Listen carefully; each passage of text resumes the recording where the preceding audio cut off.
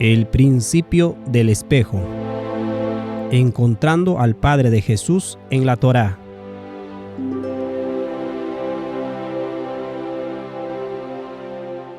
Capítulo 31. El becerro de oro.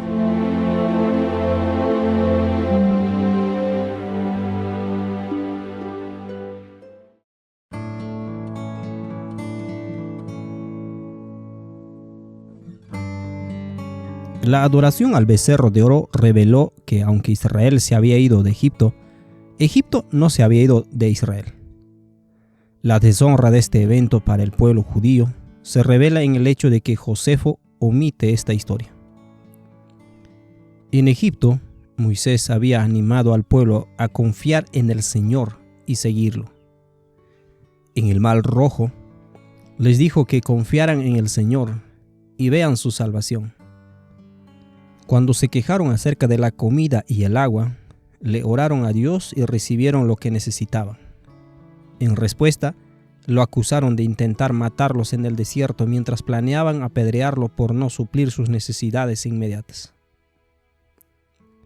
Ahora que Moisés estaba aparentemente demorado, el verdadero carácter de los israelitas comenzó a manifestarse. Éxodo 32:1 dice: Cuando los israelitas vieron que Moisés tardaba tanto en bajar del monte, se juntaron alrededor de Aarón y le dijeron: Vamos, haznos dioses que puedan guiarnos. No sabemos qué le sucedió a ese tipo, Moisés, el que nos trajo aquí desde la tierra de Egipto. Impulsados por el espíritu de la multitud de toda clase de gente, como dice Éxodo 12:38, Israel no fue capaz de esperar pacientemente.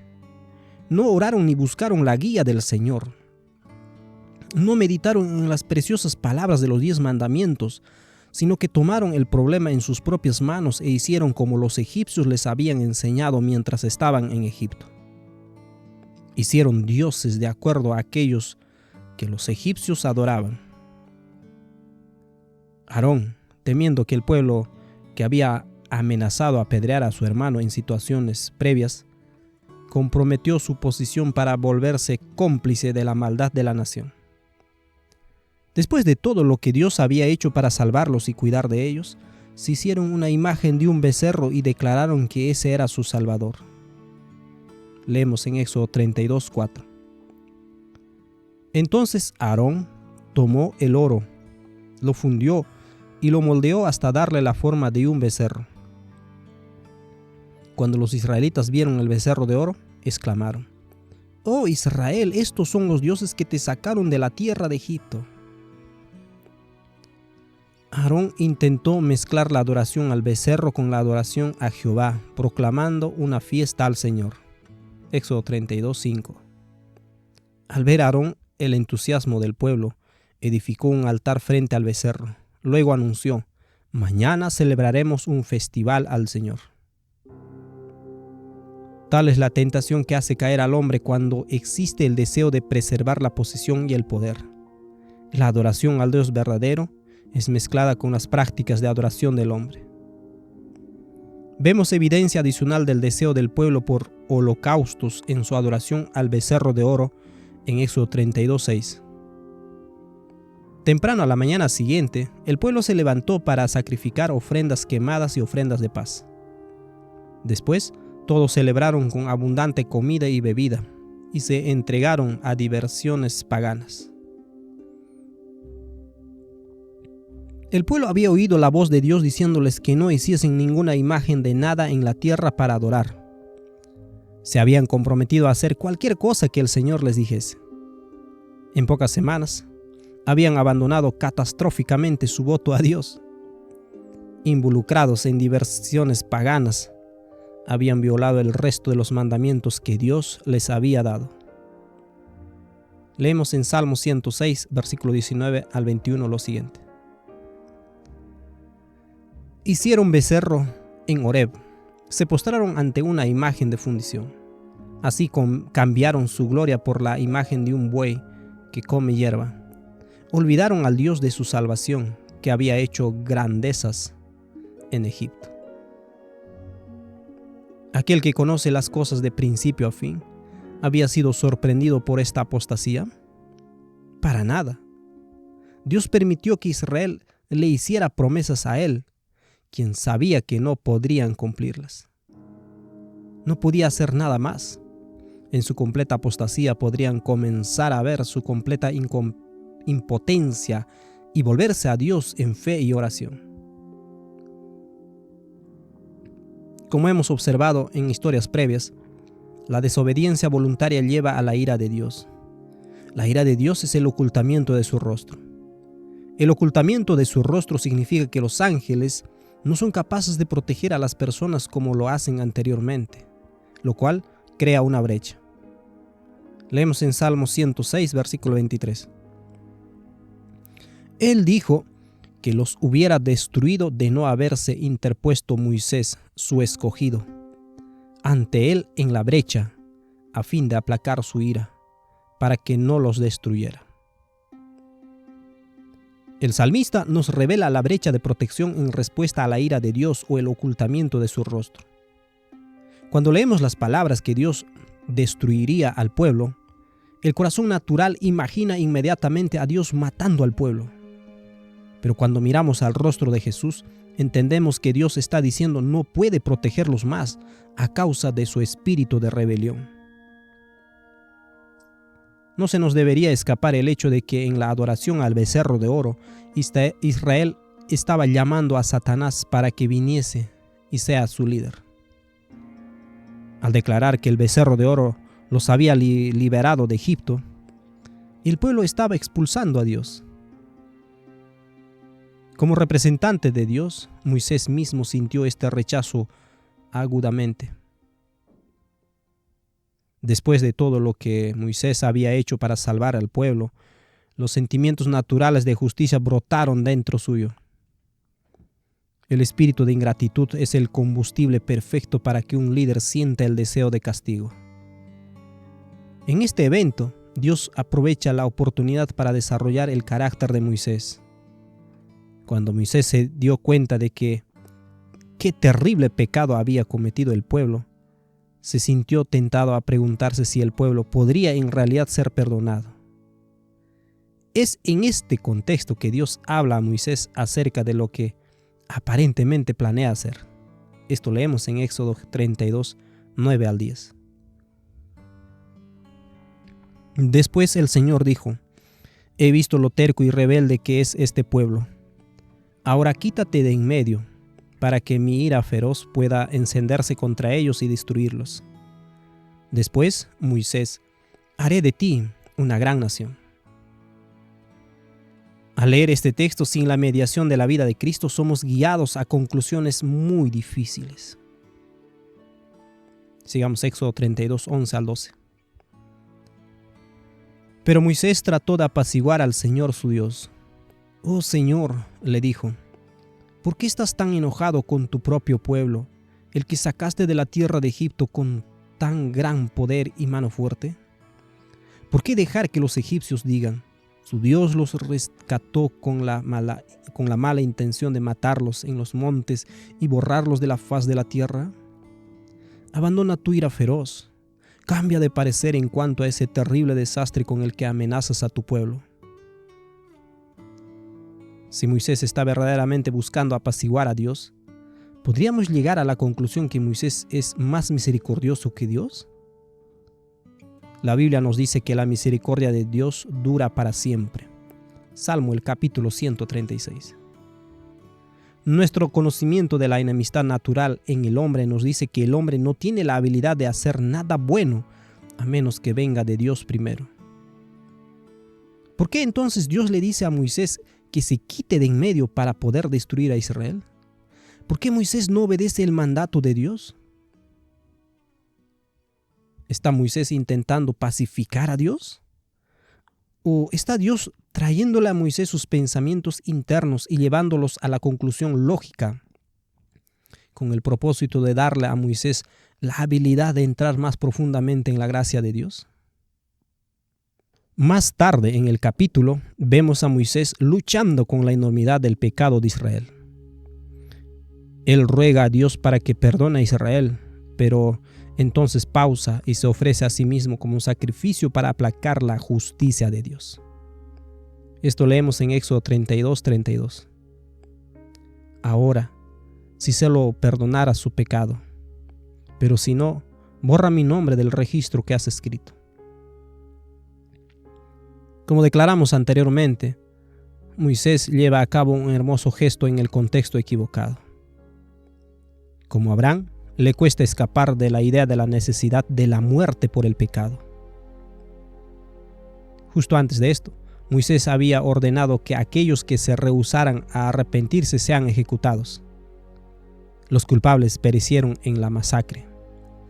Moisés aún teme que no sea suficiente y se ofrece a sí mismo como una víctima inocente, como un tipo de Cristo, con el propósito de satisfacer la justicia que él creía que debía ser satisfecha. En la matanza de los malos, junto con la ofrenda del inocente Moisés, vemos una vez más los principios de la expiación del hombre, revelados del mismo modo que Cristo, el inocente sacrificado junto a dos ladrones culpables. La historia de Moisés rogando a Dios que no mate a sus hijos, buscando aplacar su ira, habla directamente a la percepción humana de Dios. Dios no puede hacer nada más que aparecer de este modo ante nosotros debido a nuestra enemistad contra Él. Nuestra inhabilidad para hacernos cargos de nuestras acciones quiere decir que cuando el cerco del ángel protector es removido, cualquier calamidad que cae sobre la humanidad es proyectada en Dios, quien es percibido como aquel que destruye de mal humor. Como hemos indicado varias veces, los pensamientos de Dios no son los nuestros. Dentro de los mandamientos de Dios se nos dice que cuando adoramos a dioses falsos, Dios se pone celoso. La mayoría de las Biblias simplemente traduce el texto como Dios es celoso, pero la palabra está agregada. Dios aparece celoso cuando las consecuencias caen sobre el malhechor. Culpa a Dios como el agresor, como Adán culpó a Dios por haber creado a la mujer. En el capítulo 20 vimos cómo funciona el cerco. Cuando las personas transgreden la ley de Dios, abren brecha en el muro de protección. Moisés se colocó en la brecha y rogó por el pueblo de Israel. Hizo exactamente lo que Dios quería que hiciese, porque más tarde, en la historia de Israel, vemos que Dios busca un hombre que se coloque en la brecha para salvar a Israel. Dice Ezequiel 22:30. Y busqué entre ellos hombres que hiciese vallado y que se pusiese en la brecha delante de mí, a favor de la tierra, para que yo no la destruyese. Y no lo hallé. Afortunadamente, Dios encontró un hombre en Moisés para ponerse en la brecha que Israel había hecho. ¿Cuán fácilmente Moisés podría haber obedecido el mandato de Dios de quitarse del medio? Porque se hallaba de acuerdo con sus pensamientos naturales.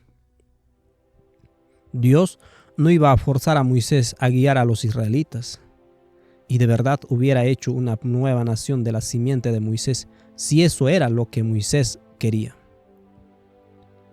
Pero el Espíritu de Dios estaba luchando con Moisés para traerlo a la imagen de Cristo.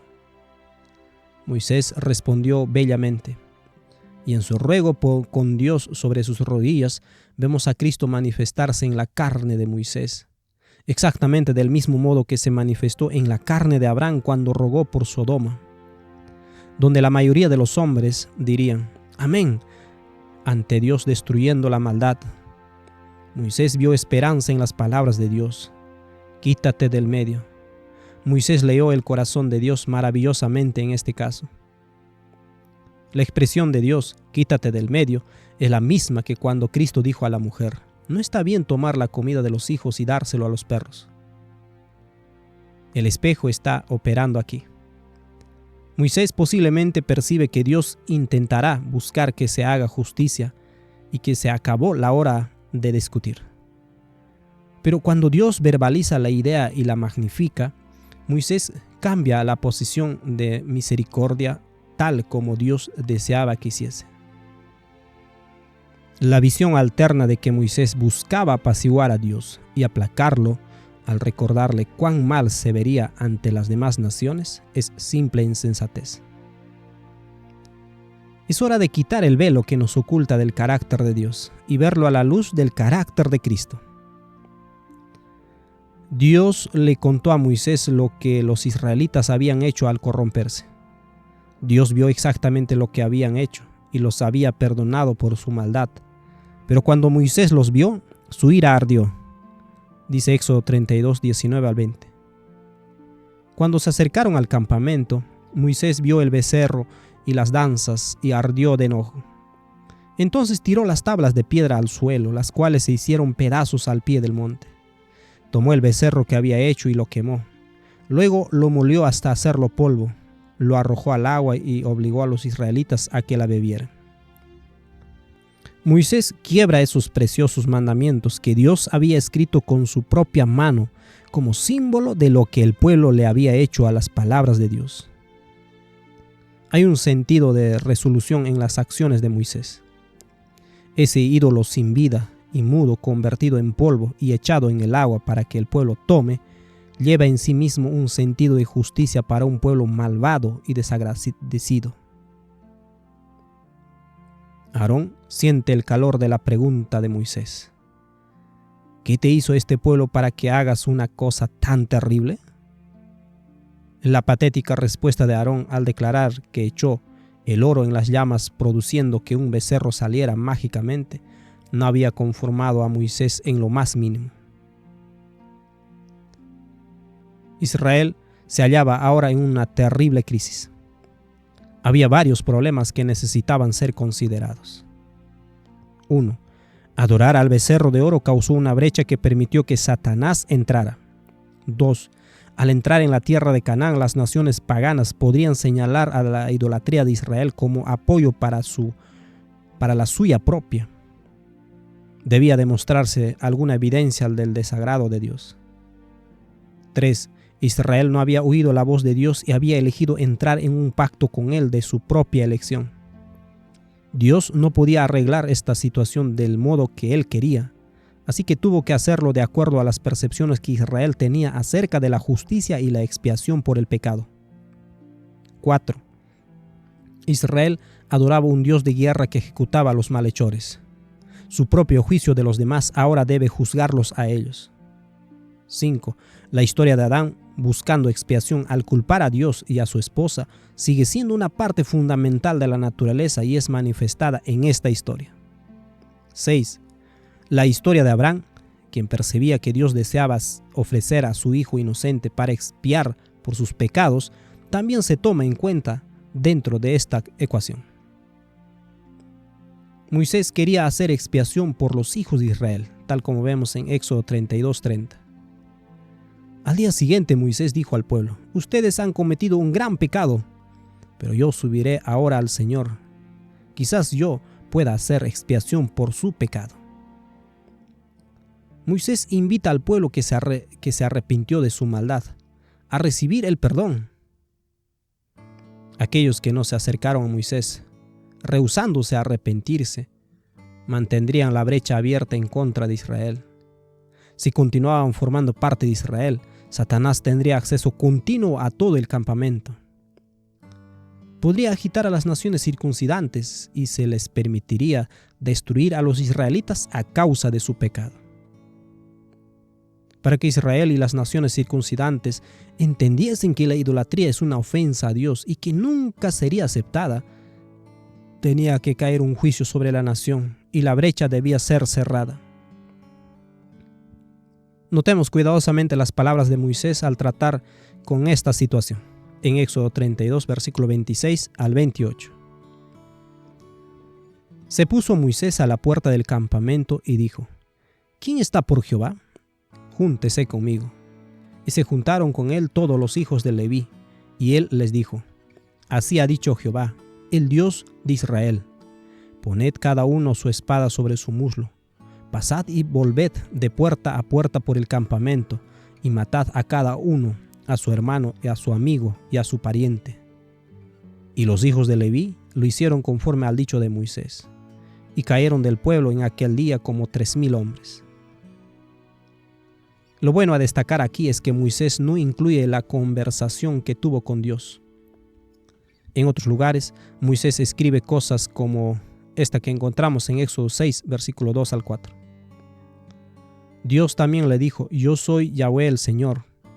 Me aparecí a Abraham, a Isaac y a Jacob como el Shaddai, Dios Todopoderoso, pero a ellos no les revelé mi nombre, Yahweh, y reafirmé mi pacto con ellos.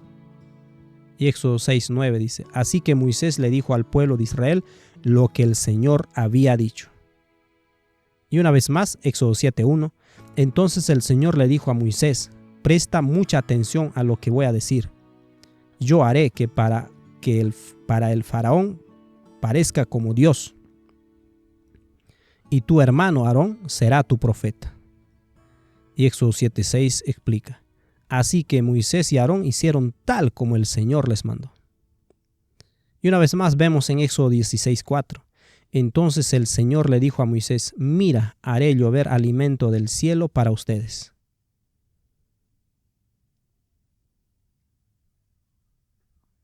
Y Éxodo 16:6 dice: entonces Moisés y Aarón dijeron a todos los israelitas: antes de anochecer sabrán que fue el Señor quien los sacó de la tierra de Egipto. Y una vez más, Éxodo capítulo 19, versículo 3. Entonces Moisés subió al monte para presentarse delante de Dios. El Señor lo llamó desde el monte y le dijo: comunica estas instrucciones a la familia de Jacob, anúncialas a las descendientes de Israel.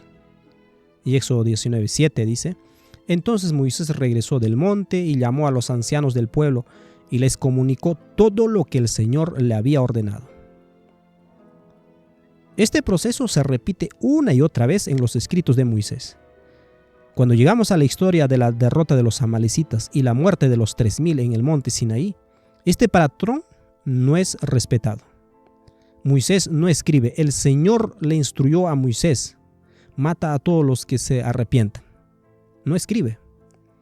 ¿Por qué Moisés no registra la conversación que tuvo con Dios en este caso? Éxodo 32:28 dice: entonces los levitas obedecieron la orden de Moisés y ese día murieron unos 3,000 personas. ¿Por qué Moisés escribió que este era un mandato de Moisés? ¿Por qué no escribe que fue un mandato de Dios? Esta pregunta es crítica para esta historia. Dios conoce los principios de expiación por los cuales opera el hombre. Cuando los israelitas demandaron agua en la historia de Éxodo 17, Moisés fue mandado a golpear la roca para que el agua brote. El golpe de la roca es un símbolo de Cristo, la roca que lo seguía. 1 Corintios 10:4. El golpe de la roca revela el azote de Cristo que tenía el propósito de darnos vida.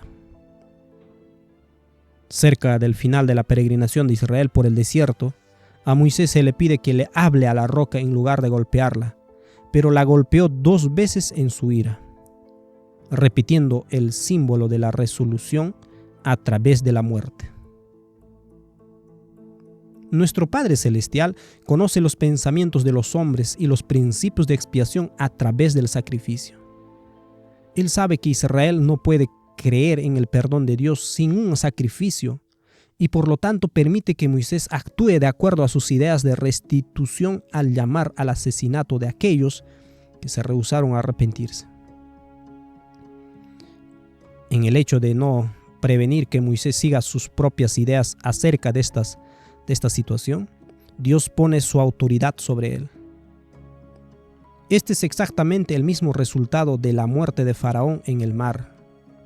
Dios debió haber sido visto como el destructor del hombre para sentir que la expiación y la restitución habían sido logradas. De esta manera, Dios castiga el pecado de aquellos que se rebelaron a través de su propio sistema de justicia. Dios como persona no está representado en estos actos, como vemos reflejado en la omisión de Moisés al declarar que Dios lo instruyó para hacer estas cosas. Esto claramente lo convierte en un proceso de permiso en lugar de ser él mismo el iniciador de la acción. A través del hecho de que Dios permita que el pecado de los principios de expiación del hombre castiga a los transgresores, la brecha fue cerrada. Las naciones paganas entendieron el desagrado de Dios e Israel estuvo listo para creer que podía ser perdonado.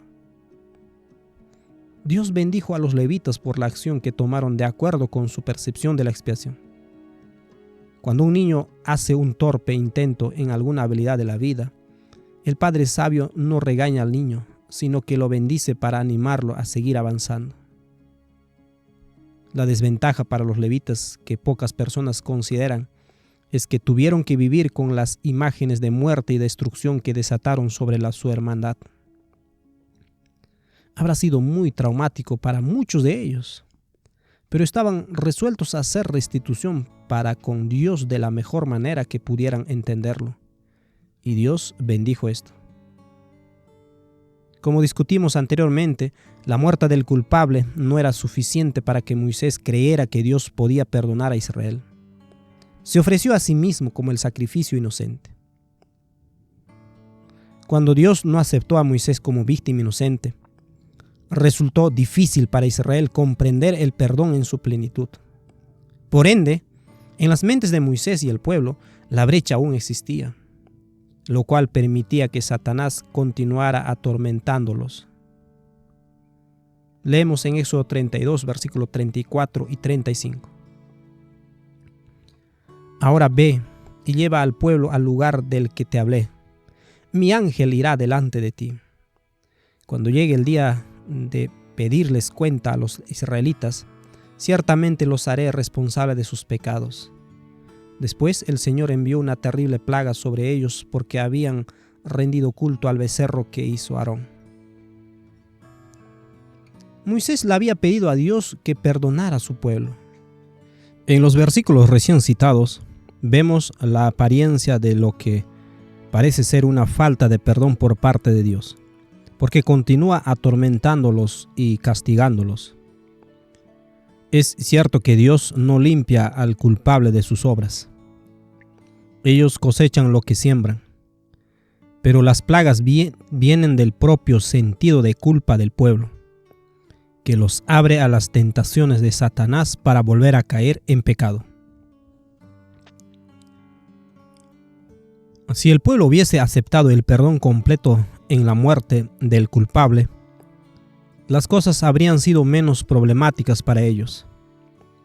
Pero cuando el culpable vio la muerte de los no arrepentidos, causó que dudaran por sí mismos en relación a si Dios aún quería matarlos por sus pecados.